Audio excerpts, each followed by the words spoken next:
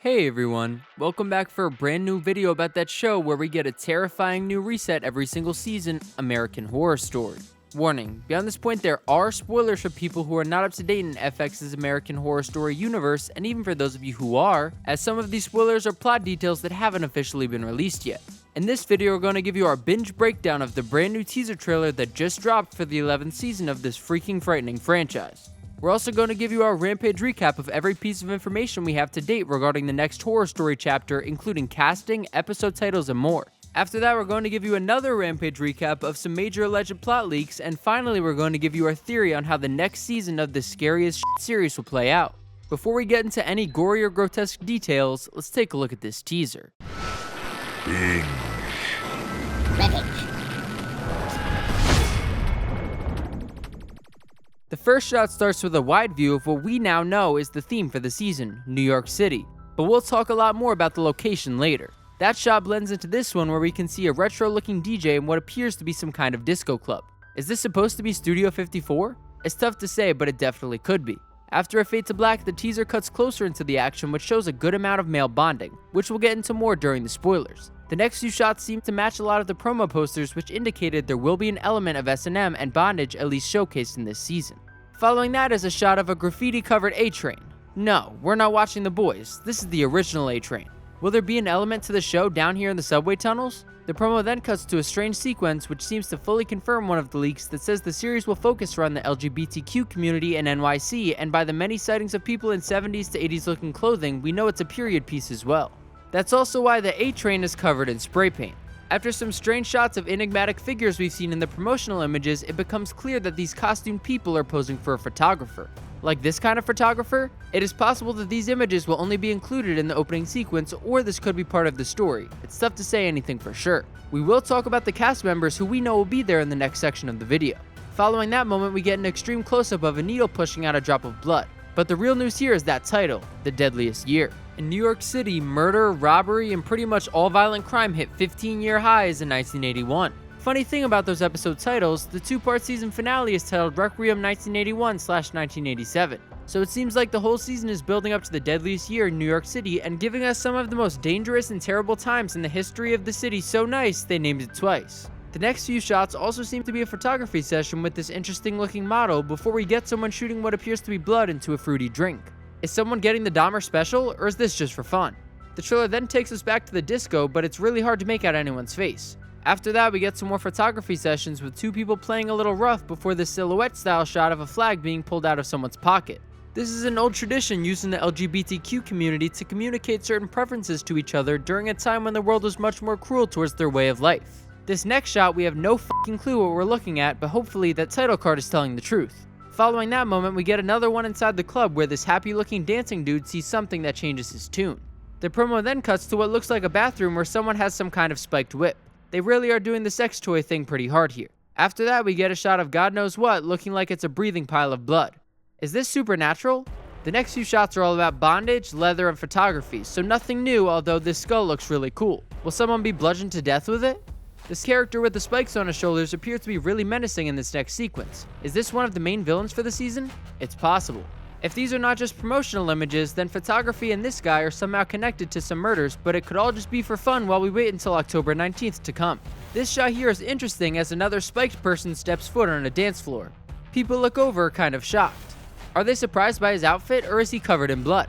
We get one more photography shot before the theme graphics cut in, and we are super excited to find out what kind of nightmarish landscape the AHS team has created for us. What do you think? Can they make NYC in the 70s and 80s as scary as it was in real life? The promo then cuts back into a 3-shot sequence on a sinister looking subway. We believe there will definitely be some significant events down here, but exactly what happens could be any one of those 6 million ways to die. Any diehard AHS fan can tell you, it's all about the theme. We can have the best actors, great sets, costumes, FX, but if the theme isn't the greatest, the season suffers. We're talking to you, Roanoke. Shit's got me wired and ready to ruin these people's lives and record every moment of it. As the show has been renewed through season 13 since just before the pandemic, there's going to be plenty of chances for Ryan Murphy to mentally abuse our imaginations with whatever sick situations he concocts in New York, New York. Everyone deserves that. For season 11, a random fan got this ad on Rotten Tomatoes before any official announcement was made and naturally shared it with Reddit and the world. A few days later, FX posted this confirmation of the theme. And new fierce is definitely an understatement. Way to go, Rotten Tomatoes, for blowing the surprise. But seriously, we never complain about spoilers. Here's everything else we know besides the theme. First up, the release date, October 19th. It will be a double feature, but not like the season, we're just getting 2 episodes on the premiere night and for every other week until the 10th and final episode airs. This hybrid release schedule is kind of unique. We wonder how the fans will like it. It's basically like we have a new AHS movie to watch each week for about a month. We can't wait. We also have been given all of the episode titles with descriptions for the premiere night episodes, although some of the titles alone seem to tell us about major parts of the story. Episode 1 is titled Something's Coming, which is ominous enough, and its synopsis reads, mysterious deaths and disappearances ramp up in the city. A doctor makes a frightening discovery and a local reporter becomes tomorrow's headline. Since we really don't know anything about the characters, we can't really learn anything from this description until we get to the spoilers at least. Episode 2 is called Thank You for Your Service, which is something commonly said to past and present members of the US Armed Forces as a sign of respect for their sacrifice. Who this thank you is referring to could be anyone, but we will tell you what we think during our theory at the end of the video. Episode 2's description names a bunch of characters. Gino grapples with his trauma, Patrick's search takes him to dark places, a stranger contacts Hannah with a grave warning. We're assuming Patrick is a detective looking for a killer, which we'll talk about in a moment when we get to the casting. The third episode is called Smoke Signals, which is probably symbolic, but episode 4 is called Blackout. The New York City blackout of 1977 was a huge and disastrous event, and almost certainly what this title is referring to, especially if you believe the spoilers. We'll cover more about how this event might fit into the season when we get to our theory. The 5th episode is called The Body. It's American Horror Story. Of course there's a body. Episode 6 is called Bad Fortune, another mostly generic sounding title, but episode 7 tells us something very specific as it's called Fire Island. Fire Island was a haven for the LGBTQ community back in the 70s and 80s, and the parties were tied with all kind of drugs and chaos. Sounds like the perfect setting for a massacre. Episode 8 is titled The Sentinel, which we think might possibly be an Easter egg to the obscure film where a woman moves into a new apartment only to find it's a gateway to hell with demons and everything. Will we get a demonic connection in this season? Will this newest set of episodes intersect with any other stories in the AHS universe? We feel there will at least be 1 or 2 connections to past seasons, if not more. Like we said earlier, the last 2 episodes are called Requiem 1981/1987, which seems to be when the story will come to a boiling point in Manhattan's most violent year ever, 1981.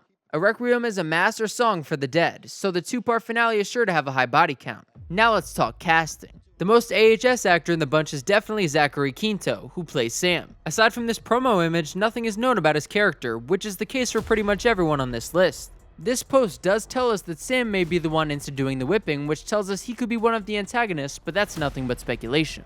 This next actor, Charlie Carver, is a horror story newbie, but you might recognize him as one of the twins from Teen Wolf and Desperate Housewives. Will we get any twin moments? Charlie plays Adam Carpenter, who could be a killer or a victim, who knows. Another newcomer, Russell Tovey, clearly plays some kind of detective named Patrick Reed, which fits perfectly with the episode descriptions for the first 2. A surprise casting is Joe Mantello, who is much more well known for his work directing on Broadway, although he was on the Netflix limited series Hollywood back in 2020. Joe will be playing Gino Borelli. It's worth noting that Mantello moved to New York back during the worst parts of the AIDS crisis, so his experience living through part of the time period will probably prove invaluable to whatever scenes he's in. Rounding out the cast of newcomers to the AHS brand is Cal Penn, who we can't find an actual official confirmation on, but it's rumored the former Kumar actor will play an important part in the upcoming season. Is he the big bad? Is he killing off anyone he can until he gets to White Castle? The other casting we know about are all returning OGs from previous seasons. We have the always great Billy Lord playing Hannah, and the super sarcastic Sandra Bernhard is playing Fran. The Karen-like Leslie Grossman plays Barbara Reed, who you know is going to ask to speak to a manager and who also is probably playing the wife of the detective Reed we listed earlier. Next up we have Patty Lupone, who plays Kathy, and Dennis O'Hare, who plays Henry. Finally, we have younger actor Isaac Powell, who you might remember from Double Feature. This time he's playing a character called Theo Graves. Sounds dark. There are some more actors listed on the IMDb, but we just wanted to go with mostly confirmations for now, aside from Cal Penn, who we think will have a key role. What do you think? Who will be the bad guy in NYC? Now it's time for our Rampage recap of the leaked story details that were just recently released on Twitter. If you don't want to potentially be spoiled, now's your last chance to leave, cause it's spoiler time. These story leaks were dropped by AHS_source on Twitter, who has a really solid track record on calling story points and spoilers early as far as we could tell. If you want to stay the most up to date on what's going on in the AHS universe, you should definitely follow them on Twitter. The details this account leaked do seem significant. We find out that the new season centers around a group of LGBTQ individuals, which we could tell from the posters, but what we don't see is that this group is being targeted by a serial killer. Who's surprised? Literally no one. The other details we get is that the season covers many other themes, including the AIDS crisis, the NYC blackout of '77, which we mentioned earlier, and finally, the most exciting / scary news is that the season will also cover famous NYC serial killers. FX head John Landgraf has this to say about the season. It's actually played out in different timelines, but there's one theme, one story with a beginning, middle, and end. So it seems the narrative will jump all over the timeline like a Tarantino flick, but it will end up starting in the 70s and finishing in the 80s. Finally, we're going to give you our theory of what these plot leaks could mean for the next season. First, we're going to speculate about the Blackout episode. The Blackout occurred July of '77, the same summer where the Son of Sam killer was going on a murderous rampage, which means we'll most likely at least get a Berkowitz cameo. The actual event lasted 25 hours, which makes tension building easy. The mayor of New York at the time called this event a night of terror. The Blackout also coincidentally occurs the same year that Studio 54 opened up. There have been rumors that Studio 54 will be part of the story for some time, and we believe those are probably legit as the club was like church for the NYC party scene back then. 1977 definitely seems like it will cover some major events in the story. We believe that the subway teasers are meant for the tens of thousands of people who got stuck on the subway that night. It definitely sounds like a nightmare. Although the blackout led to widespread rioting and a record number of arrests, only one person was killed that day. Will we see this event unfold on screen? Possibly, but we think that might stray a little too far from the main plot. The AIDS crisis part of the story may end up happening later in the season, but surely we'll experience it while the narrative is time hopping. The crisis itself first peaked back in 1985, so the 1987 part of Requiem will probably end up showing the effects of how the disease ravaged New York City in the 80s. The LGBTQ community was hit especially hard, which will probably play into the story. The needle imagery used in the teaser also probably ties to intravenous drug use, which was rampant in the 70s and helped create a perfect breeding ground for the communicable disease. Finally, we're going to talk about NYC serial killers and mass murderers. Now, this isn't a true crime channel, so we're not really going into any gory details. We will just explain why we think these monsters might show up in the series and briefly name their crime, but we definitely don't want to go there. The first killer we're going to talk about is one that was never caught, named Charlie Chopoff. This guy killed at least 4 boys in Manhattan in the early 70s, and we believe this disturbed and twisted killer may be depicted as ramping up the killings leading into the 80s. Another possible suspect for our main villain is the .38 caliber killer, David Bullock. David was a male prostitute with at least 6 known kills from 1981 to 1982, which would definitely fit into NYC's timeline. There was also a guy dubbed the Last Call Killer named Richard Rogers who would lure men from bars at the end of the night. Although he had up to 7 known kills in the early 90s, he was suspected of a murder as early back as 1982, and had been employed as a healthcare worker in New York City since '78, so he is also a possible candidate. In our research, we read about the torso killer or Times Square killer named Richard Cottingham, who only targeted women and eventually confessed to killing between 80 and 100 female victims across the country. What was peculiar about his story is that Cottingham actually worked in an office at the same time as another serial killer called the Dating Game Killer, who actually went on a dating game show during his active years as a serial killer. Both men claim to not know each other, but really? Don't these guys have like a creepy radar the way Dexter did? We find it hard to believe that they didn't know each other and believe Ryan Murphy might play with that information if we are going to see multiple serial killers this season.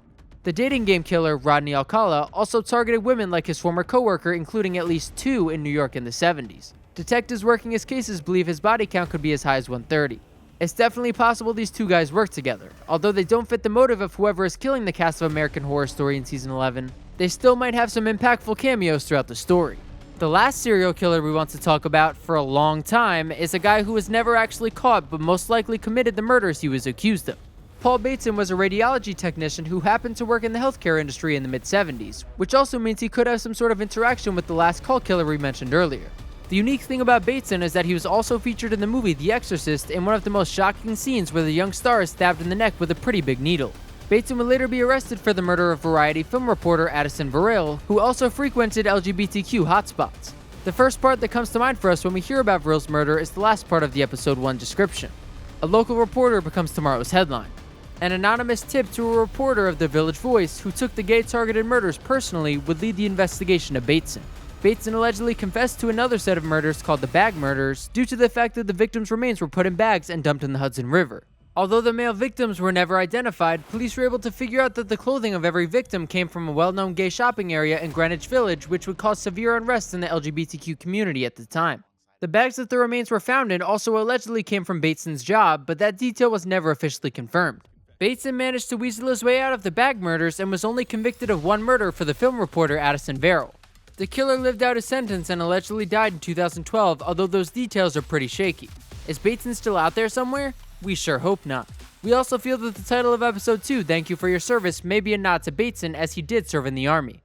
Due to this detail and the reporter that was mentioned in the premiere episode's description, on top of the fact that the bag murders fit the story leaks exactly, we believe Paul Bateson will be the main antagonist. We also believe he may end up working with other killers like Richard Rogers or even the Torso Killer. One thing we know for sure is that this is American Horror Story, so chances are nobody is getting a happy ending. What do you think? Who will the big bad be? Will it be a completely random made-up story, or will it be tied to all these real-life events? Thank God we don't have to wait too much longer to find out. Thanks so much for watching our videos, everybody. As always, we're on the lookout for any new promos, insider interviews, or leaked spoilers to help prove or disprove all the rumors out there about our favorite show where everyone dies every season and then comes back to do something different, American Horror Story. Please let us know your thoughts in the comment section below. Follow us on Instagram and Twitter at BINGE Rampage. Click that notifications bell for our channel so you can see our next video as soon as it comes out, and don't forget to subscribe. He's a young man with two deep feelings. The soul of a poet, but none of the grit or steel that acts as a bulwark against these horrors.